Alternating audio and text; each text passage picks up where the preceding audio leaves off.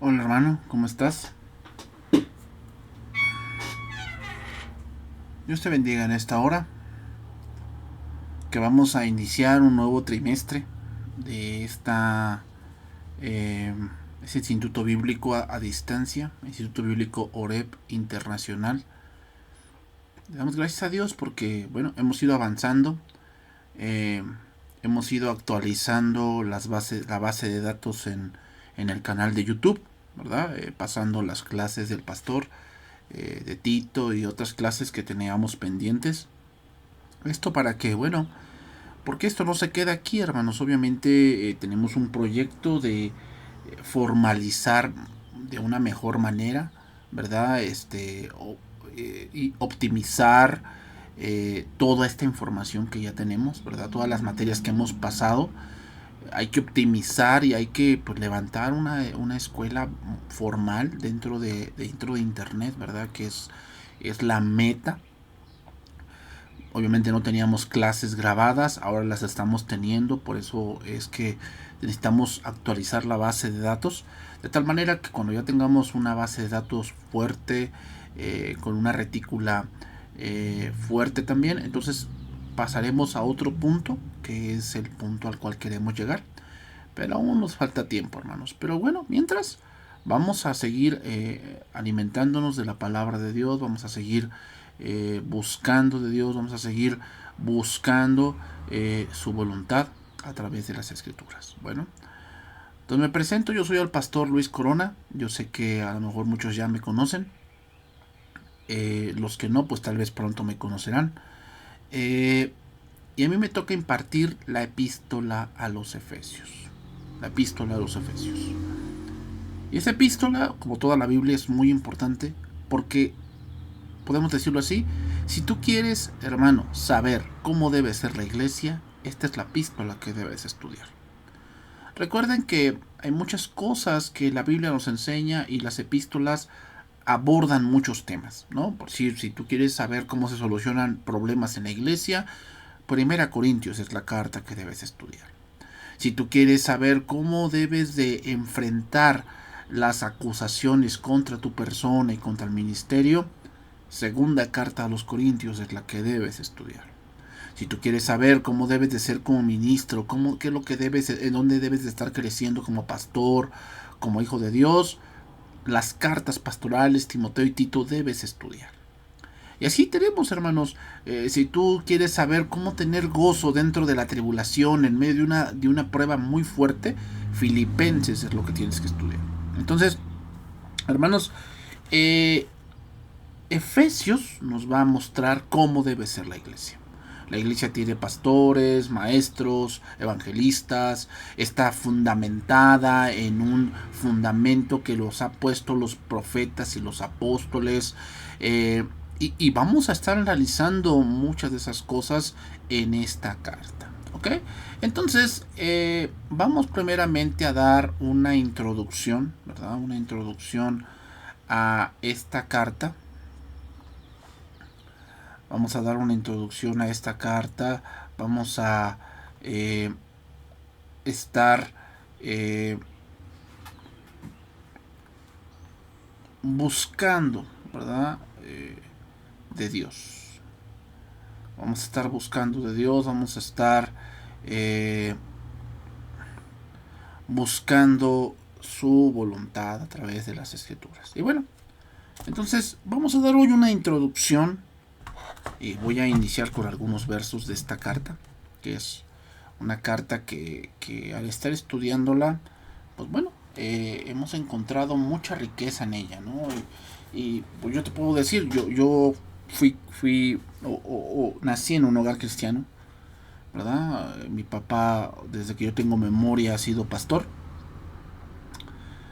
Ahora Dios me ha llamado a este ministerio, yo, sin querer, o sea, no, yo al ser hijo del pastor, pues bueno, vi muchas cosas dentro del ministerio, como lo ha dicho el pastor Josué y otros pastores, a veces desagradables, muy desagradables, pero hermanos, también entendí que hay muchas cosas que no se, que se hicieron porque, pues bueno, por falta de conocimiento, por falta de estudio, muchas cosas que a veces surgen, ¿no? Entonces, es necesario que nosotros demos tiempo a la Biblia, hermanos.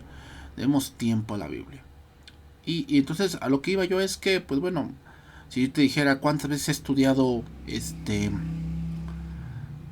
Efesios, pues te diría que unas 10 veces, ¿verdad? Unas 10 veces. Pero hermanos, nunca es suficiente. Y si tú piensas que ya sabes suficiente, en realidad no sabes nada. No sabes nada. O sea, tú debes de tener hambre por Dios. ¿Okay? Debes de tener ese anhelo de buscar de Dios, buscar su palabra, buscar que Dios te hable, que Dios te muestre, que Dios te guíe, que Dios te siga haciendo crecer. ¿Ok? Bueno. Entonces, ¿qué podemos decir como introducción de esta carta a los Efesios? Bueno, te voy a poner un mapa. Aquí tenemos Éfeso, está ahí en Asia, lo que ahora hoy podríamos llamar que es el país Turquía. ¿Ok? Y ahí vemos ahí que a tu izquierda de tu pantalla ves ahí una isla llamada Creta, donde fue enviado Tito. ¿Ok? Hoy no tenemos vestigios, o sea, tenemos ruinas de lo que fue Éfeso, y que ahí había un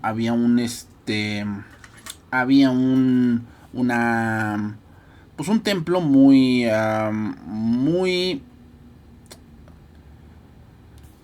considerado una de las maravillas del mundo antiguo, el templo de Diana de los Efesios. ¿Okay? La epístola se considera que se escribió entre el año 60 y 61 después de Cristo. Éfeso era un puerto de importancia porque estaba en la costa occidental de Asia Menor. ¿Okay? Hay varias palabras claves que vamos a ir estudiando y a medida que se va desarrollando este estudio, pues vamos a ir entendiendo. Aquí podemos encontrar esta iglesia que se menciona en Apocalipsis 2 también, ¿no? Por eso es un hecho relevante en el que nosotros nos vamos a basar y viene del corazón de Dios para nosotros. Entonces, la iglesia de Éfeso se dice que era una de las iglesias más maduras que el apóstol Pablo dejó. De hecho, ellos son los últimos con los cuales Pablo habla cuando él va a partir a Jerusalén y que Dios le dice que no más va a volver. O sea, a lo que se refiere Dios es que ya iba a terminar su ministerio y que quiere decir que ya no iba más a hacer otro viaje misionero como los viajes que hizo. Pablo, antes de escribir esta carta, ya había estado en Éfeso, ¿no? Hechos 18:21 dice, sino que se despidió de ellos diciendo, es necesario que en todo caso yo guarde en Jerusalén la fiesta que viene, pero otra vez volveré a vosotros, y si Dios quiere, y zarpó de Éfeso. Entonces ya había estado en Éfeso, porque por si hay cartas donde Pablo escribe que él nunca estuvo ahí, una de ellas Colosenses. Pablo también regresó desde Éfeso a Jerusalén para guardar la Pascua. ¿Okay? Lo vemos ahí en Hechos 20:17. Dice, enviando pues desde Mileto a Éfeso, hizo llamar a los ancianos de la iglesia. Cuando vinieron a él les dijo, vosotros sabéis cómo me he comportado entre vosotros todo el tiempo, desde el primer día que entré en Asia, sirviendo al Señor, con toda humildad y con muchas lágrimas y pruebas que me han venido por las acechanzas de los judíos. Voy a seguir leyendo, esto ya no está en pantalla, pero voy a seguir leyendo Hechos capítulo 20, verso 35. En todo os he enseñado que trabajando así se debe ayudar a los necesitados y recordar las palabras del Señor Jesús, que dijo, más bienaventurado es dar que recibir. Cuando hubo dicho estas cosas, se puso de rodillas y oró con todos ellos. Entonces hubo un gran llanto de todos, y echándose al cuello de Pablo le besaban, doliéndose en gran manera por la palabra que dijo, de que no verían más su rostro. Y le acompañaron al barco. Y conocemos la historia, como sigue después que Pablo pues llega a Jerusalén, va al templo, lo arrestan y comienza todo un proceso judicial hasta que él apela a César. ¿Okay? Él apela a César. Bueno, Pablo, aquí vemos que hubo una despedida de Pablo con los efesios. Mientras Pablo estaba preso en Roma, él estaba escribiendo la epístola a los efesios. O sea, podemos decir que esta carta es una carta carcelaria. Pablo estaba esperando ser juzgado. Por lo tanto estaba en la cárcel esperando que fuese llevado a Roma, ya que él, al nacer en Tarso y que era una provincia romana, tenía la doble ciudadanía.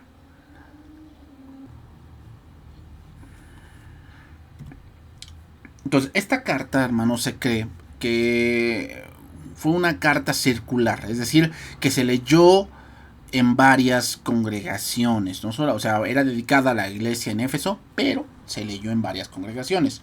En estas epístolas de Pablo encontramos la posición que tenemos en Cristo, las riquezas que tenemos en Cristo, lo que la iglesia representa en el mundo, que podríamos llamar esta epístola herederos en Cristo, porque aquí encontramos lo que Cristo conquistó para nosotros.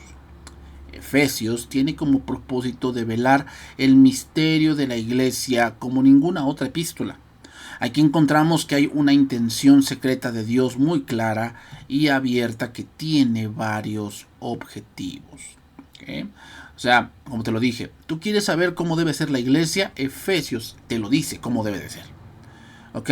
O sea, hoy muchos pues levantan iglesias como levantaran un McDonald's o levantaran un Oxxo, ¿verdad? O levantaran, qué sé yo, una tiendita, ¿verdad? Y vemos hoy mucha gente que pues obviamente hacen prácticas pues que ni de la iglesia son, ¿no? O sea, se ha perdido toda la santidad, se ha perdido todo el orden, se ha perdido el temor, se ha perdido, muchas cosas se han perdido.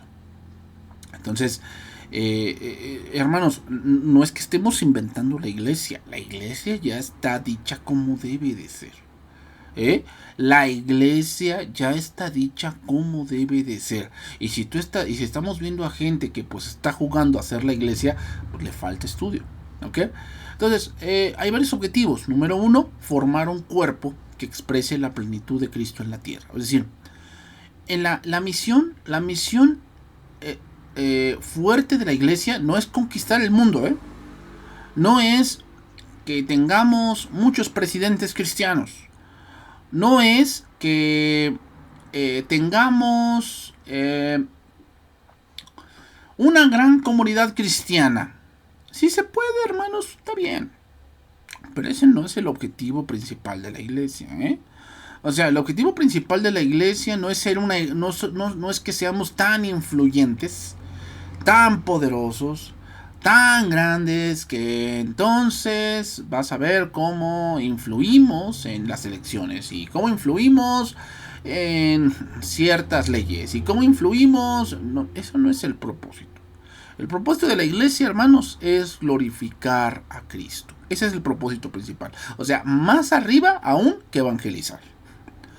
Porque muchos se enfocan en eso. No, es que estamos aquí entre cuatro paredes y la gente se está perdiendo por nuestra ineficacia, nuestra lentitud, nuestra inactividad.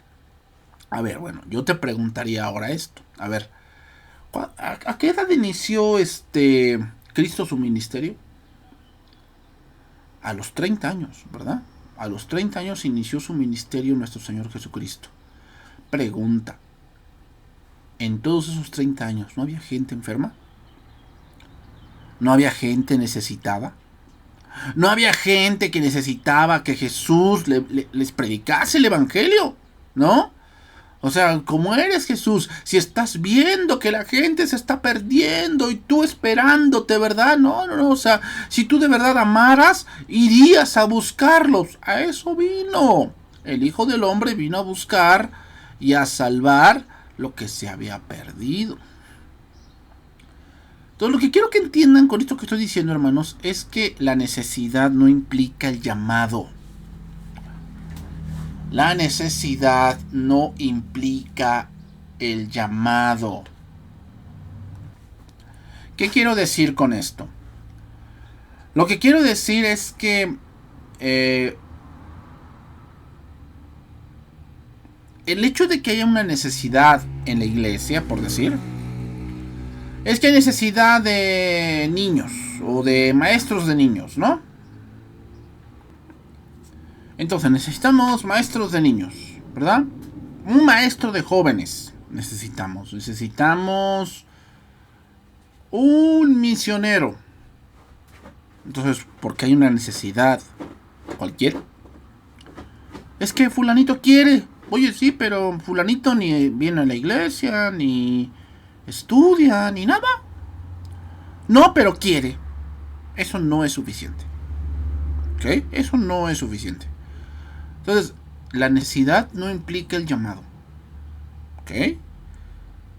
Antes de Cristo, antes de llegar a los 30 años, pues obviamente había gente enferma, había gente necesitada, había también muertos que resucitar, había muchas cosas, hermanos, muchas cosas. ¿Y que Jesús por eso apresuró las cosas? No. Por eso decía Cristo, mi tiempo no ha llegado. O sea, Dios o Cristo se acomodaba a los tiempos del Padre. ¿Y Dios no tenía cuidado de esas personas? Obvio que sí. Entonces, hermanos, no estoy diciendo que no debamos evangelizar o que no debamos ir a predicar las buenas nuevas. Sí, hermanos. Pero eso no es el propósito principal de la iglesia. El propósito principal de la iglesia es glorificar a Cristo. Ese es el propósito principal de la iglesia. Entonces debemos entender eso, hermanos. Debemos entenderlo, porque si no lo entendemos, lo que va a pasar es que vamos a estar buscando la iglesia perfecta. Y eso no existe, hermanos. ¿Okay? Eso no existe. La iglesia perfecta no existe. Todas las iglesias tienen defectos. Todas las iglesias tienen cosas que mejorar y cosas en que crecer. ¿Ok? Pero, debemos siempre buscar la voluntad de Dios.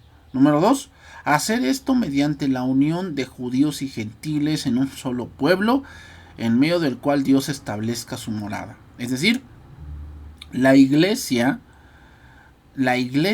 es la consumación, de todo el plan de Dios desde el Antiguo Testamento. ¿Ok? Y no tengo ahorita tiempo para explicarlo, solamente diré esto. Dios llamó a un hombre de Ur de los Caldeos, Abraham, y de ahí surgió un pueblo. ¿Cuál? Israel. ¿Cuál era el propósito de Israel? Que por medio de Israel viniesen muchas cosas que Dios quería mostrar a la gente en los tiempos venideros. Uno de ellos, la ley.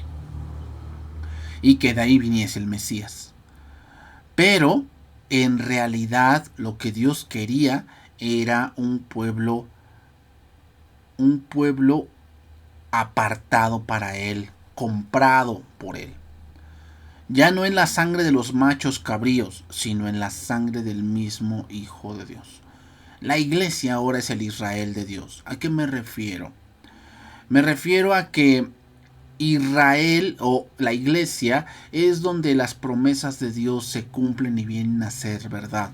Entonces, el Israel étnico ya no es importante. Sí lo es. Sí lo es. O sea, Pablo habla de que pues Israel es una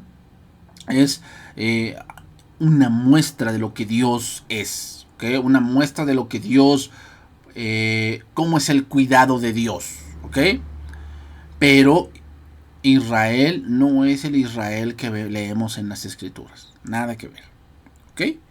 Entonces, ¿qué pasó? Que la iglesia empezó con los judíos, pero se fueron añadiendo los gentiles, ¿no? Se fueron añadiendo los gentiles. Un misterio que ellos pensaban, los mismos apóstoles pensaban que no era posible. O sea, ellos al principio pensaban que la salvación simplemente era para Israel. Pero Dios les fue demostrando con el tiempo que la salvación era para todos. ¿Okay? Y la iglesia es un conjunto de personas, de tanto judíos y gentiles, que se han hecho un solo pueblo por Jesús. Número 3, equipar, fortalecer, hacer madurar este pueblo. La iglesia es un lugar donde debemos estudiar la palabra, donde debemos saber escuchar antes que hablar. La iglesia es un lugar donde vamos a crecer a la medida de Cristo. La iglesia es un lugar donde vamos a conocer de Dios. Eso es la iglesia. O sea, la iglesia no es un centro de espectáculos, no es un centro de beneficencia, no es un centro de psicología, no es un centro de levantar los ánimos a la gente. Eso no es la iglesia. O sea, una vez me acuerdo que una persona me dijo, es que yo vengo aquí a la iglesia para recargar baterías, porque allá afuera en el mundo nos tratan mal, y se me hace injusto que si en el mundo nos tratan mal, lleguemos a la iglesia y encontremos lo mismo. O sea, siento que la iglesia es como nuestro espacio, es nuestro lugar donde podemos descansar.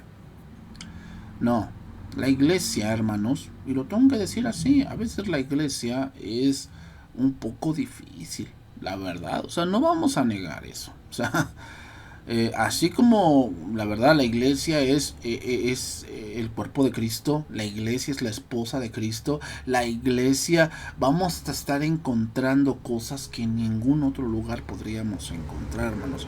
Pero también en la iglesia hay problemas. También en la iglesia hay desavenencias. También en la iglesia hay fricciones. También en la iglesia hay a veces irregularidades. También en la iglesia hay falsos hermanos. También en la iglesia hay falsos pastores. De todo también hay en la iglesia. No lo vamos a negar. O sea, no podemos tapar el sol con un dedo. Pero hay una cosa que la iglesia tiene que el mundo no tiene. ¿Sabes qué es? El Espíritu de Dios. Y donde está el Espíritu de Dios, ahí hay libertad. La iglesia es el único lugar donde podemos ser equipados, donde podemos ser enseñados, donde podemos ser edificados. O sea, aquí no hay el llanero solitario, ¿eh? El llanero solitario que piensa que, no, pues yo en mi casa ya aprendo, yo en mi casa ahí me instruyo. No, eso no existe, hermanos. Por eso Dios ideó la iglesia. ¿Ok? El mensaje palpitante de Efesios es que todo sirva para la alabanza de su gloria. Que ese es el mensaje palpitante de Efesios. O sea, que todo sirva para la alabanza de su gloria. Y lo tenemos ahí varios versículos. Efesios 1:6. Para la alabanza de la gloria de su gracia, por la cual los hizo aceptos en el amado. Efesios 1:12. A fin de que seamos para la alabanza de su gloria, nosotros los que primeramente esperábamos en Cristo, en él también vosotros habiendo oído la palabra de verdad, el evangelio de vuestra salvación, y habiendo creído en él, fuisteis sellados con el Espíritu Santo de la promesa, que es las arras de nuestra herencia, hasta la redención de la posesión adquirida para la alabanza de su gloria. La gloria de Dios no se toca, la gloria de Dios es para él. La palabra gloria se repite 8 veces en la epístola a los Efesios, 8 veces, y alude a la excelencia del amor de Dios, a su sabiduría y a su poder. Podemos ver aquí en Efesios un compromiso, el compromiso de Jesús para edificar una iglesia gloriosa, madura, una iglesia que sirva, sin mancha y sin arruga. Es por eso que en esta carta Pablo toca el matrimonio. ¿Por qué? Porque el matrimonio es una sombra de lo que es la iglesia con Cristo. Por eso se pone que hay que amar a las esposas como Cristo las amó. Que la esposa se debe someter al marido como la iglesia se somete a Cristo. Entonces podemos ver en esta epístola el proceso en el cual Dios va conduciendo a la iglesia. Podemos ver en esta epístola la posición del creyente. ¿Okay? Tenemos una posición delante de Dios, pero también tenemos una responsabilidad. Vemos también un llamado a andar como es digno de la vocación con la cual Dios nos ha llamado. Aquí en Efesios, hermanos, podemos ver al Señor Jesús revelado. Podemos ver la redención y cómo se llevó a cabo. Y además de la redención, habla también de la esposa, también como el pacificador, el cual reconcilia a la humanidad con el Padre. Cristo es el tesoro donde podemos encontrar las riquezas de la vida, el gozo de nuestra vida. Eso es la iglesia, hermanos. La iglesia no es una organización, es un organismo. ¿Por qué? Porque está vivo. Somos piedras vivas, edificadas en el fundamento de los apóstoles y profetas. Entonces, hermanos, ¿cuál es el tema principal de la carta a los Efesios? Bueno, Pablo enseña acerca de la unidad de todo el universo en Cristo, es decir, la unidad tanto del juicio como del judío como del gentil, conformando la iglesia en un mismo cuerpo que es el cuerpo de Cristo. Esta verdad estuvo completamente escondida para los santos del Antiguo Testamento, en donde todos los creyentes en Jesucristo, el Mesías, son iguales delante del Señor, como sus hijos y además como ciudadanos del eterno reino de Dios. Pero también habla del misterio de la iglesia como la novia de Cristo. Otra verdad que enfatiza Pablo en la carta es que la iglesia es el cuerpo presente de Cristo. Donde Jesús es la cabeza y todo el cuerpo es dirigido por Cristo. Entonces, esta metáfora muestra a la iglesia no como una organización, sino como un organismo vivo, compuesto de partes que se ayudan mutuamente, como lo dice Efesios 4:15, sino que siguiendo la verdad en amor, crezcamos en todo aquel que es la cabeza, esto es, Cristo, de quien todo el cuerpo, bien concertado y unido entre sí por todas las coyunturas que se ayudan mutuamente, según la actividad propia de cada miembro, recibe su crecimiento para ir edificándose en amor. ¿Okay? Entonces, muchas cosas que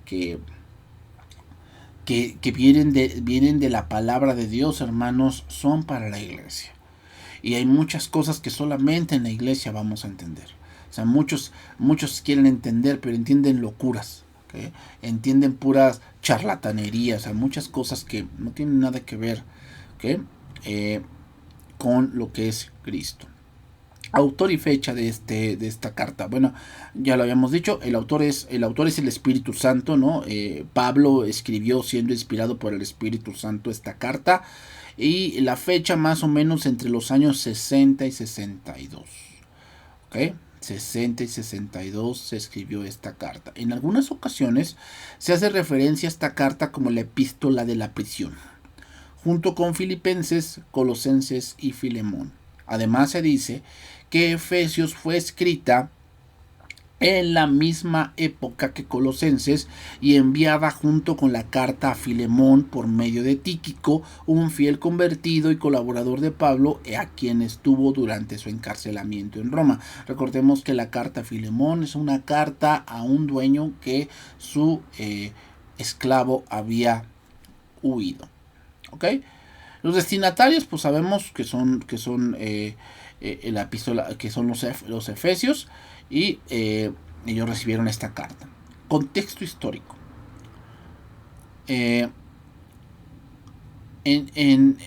Anteriormente, en esa península donde ahora es Éfeso y donde ahora es Turquía, se llamaba Jonia. Jonia, así con J.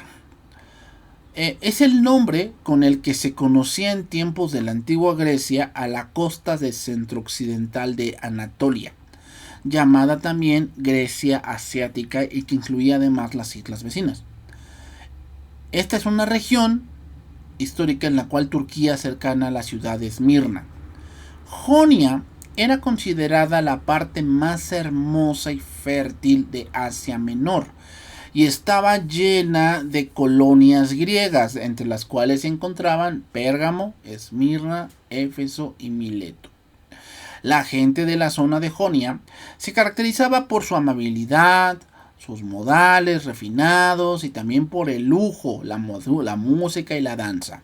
También por sus artes seductivas, por la que la condujeron a la perversión de todo tipo de vicios inmorales.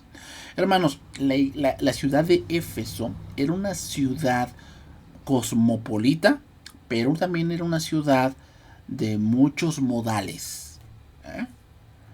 O sea, los cristianos éfesos Eran personas estudiadas, eran personas refinadas. Pero te voy a decir algo, hermanos. En esas cosas donde tú ves mucha finura y mucha caballerosidad y damas y no hacer nada indebido y ese tipo de cosas, es donde más prolifera la inmoralidad y los más vergonzosos pecados.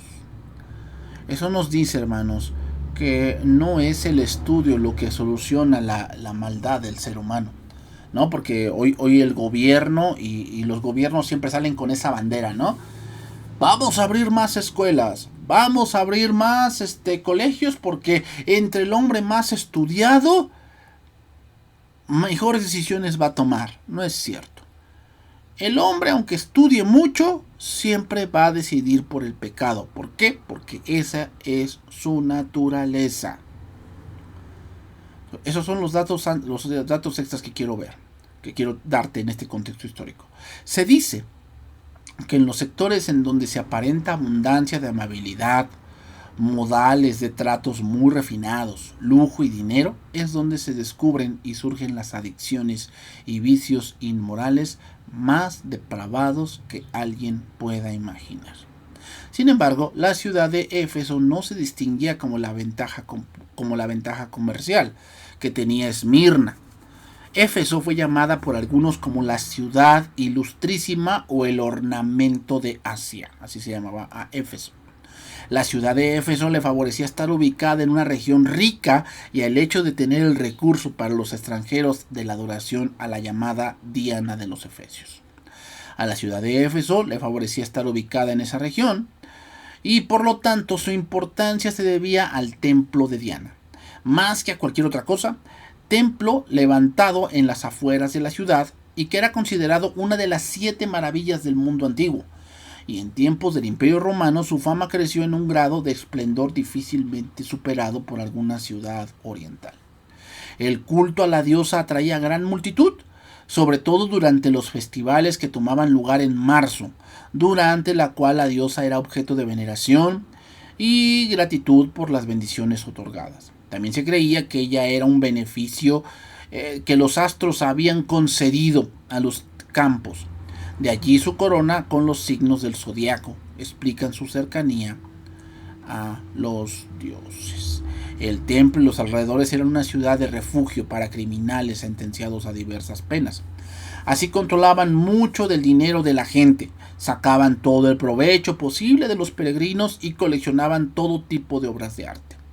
A causa del culto a la diosa Diana, ciertas fiestas se tornaban en orgías, de tal manera que la ciudad de Éfeso se vino a convertir en una verdadera fortaleza del paganismo. Los artesanos del lugar hacían pequeños templillos e imágenes de la diosa para que los visitantes se llevaran la bendición a sus hogares, debido a sus poderes milagrosos, porque creían que Diana protegía milagrosamente a la gente. Proliferó todo tipo de corrupción moral y de magia. ¿Okay? Ahí lo podemos leer, Hechos 19 al 29. ¿Cuál es el capítulo clave de esta epístola? El capítulo 6.